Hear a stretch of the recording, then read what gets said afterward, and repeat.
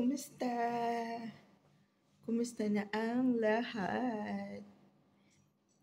Hindi ako masyadong made up ngayon, pero at least, naman ako, excited naman ako na makasama kayo. Tanggalin ko kaya to. Kaya lang, ang issue ko, kung tatanggalin ko yung salamin, hindi ko makita ang sarili ko. Kasi farsighted ako. Anyway, dito ako para sa ating another comeback video after a long time.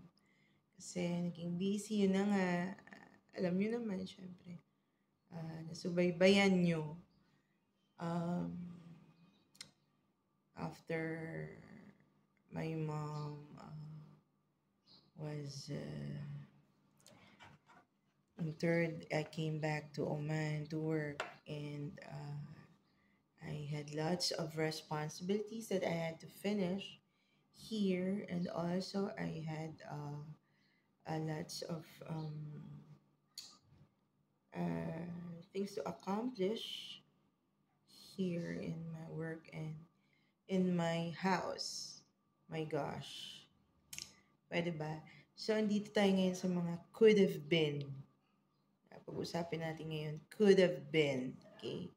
Kasi yan ang issue ko lagi, diba? Old auntie issues, diba? So, of course, officially, I'm still mourning. That's why I wear the black, yeah. And the first could have been is,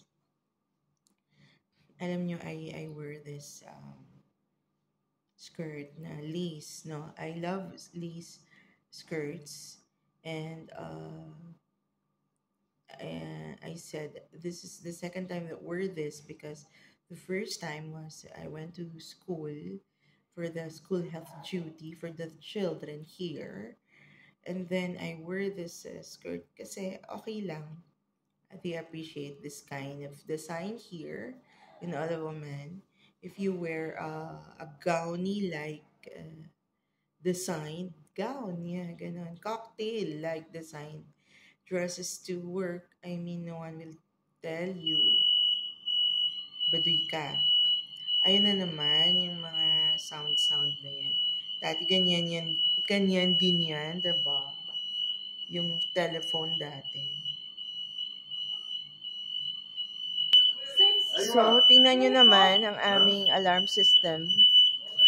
We have to, because suddenly it, see? Hindi ko alam kung somebody touched it. But, Oy, how are you? You're back, huh? Okay. So, they know how to do it. Very good. Yan na naman. Ano ba yan? Lalabas na lang ako. Kasi, napakaingay. Hindi ko alam ang nangyari kung ba somebody touch it or the alarm or what. Basta ayan na naman ako. Dito lalabas na lang ako. Kasi napakaingay. Walang sunog. Wala namang sunog dito. Liit lang naman ng center namin. Hindi naman masyado malaki.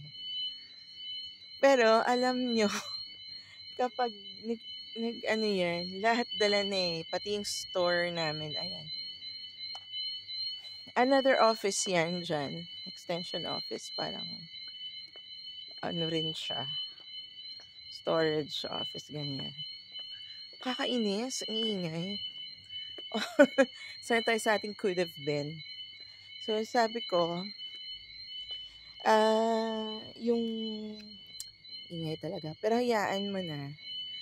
Sabi ko, I wear that this lace skirt.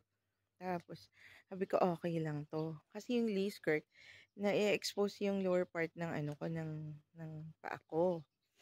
Sabi ko, okay lang to kasi children naman yun. Ngayon, sabi ko, paano yan? Saturday ngayon. Baka magkakaroon ako ng mixed patients. Ibig sabihin male or female. Kasi pag expose ang lower part ng leg ko, tinitingnan nila yan kasi hindi uso nga sa kanila, 'di ba? So, parang alam mo, parang bawal 'yun, 'di ba? So, 'yun sabi ko hindi naman siguro kasi nasa female side ako yung nakaupo.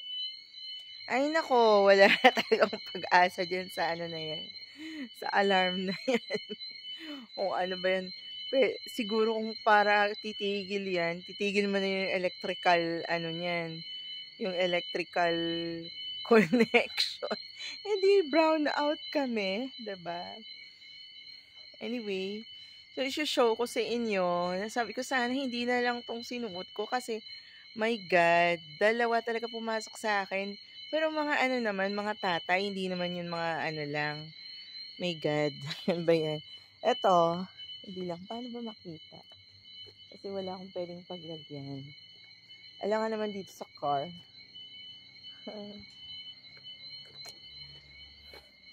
Eto, para maipakita lang. Ay, tama ba to?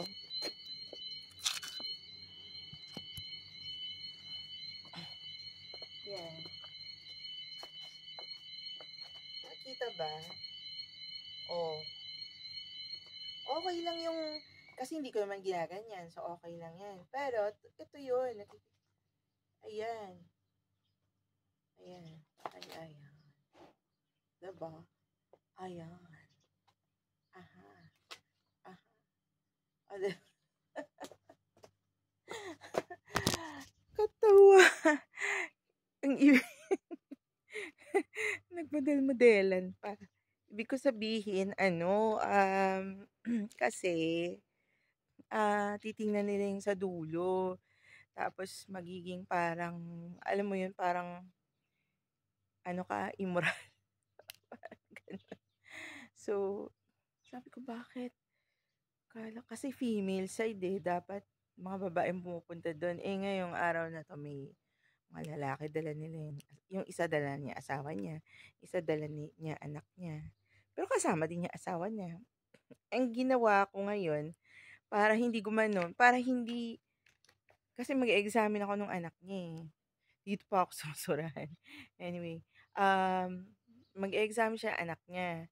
Para hindi masyadong ganon, nakikita, ang ginawa ko, binaba ko. Ginawa ko siyang parang, yung parang sa amin pa, trahe.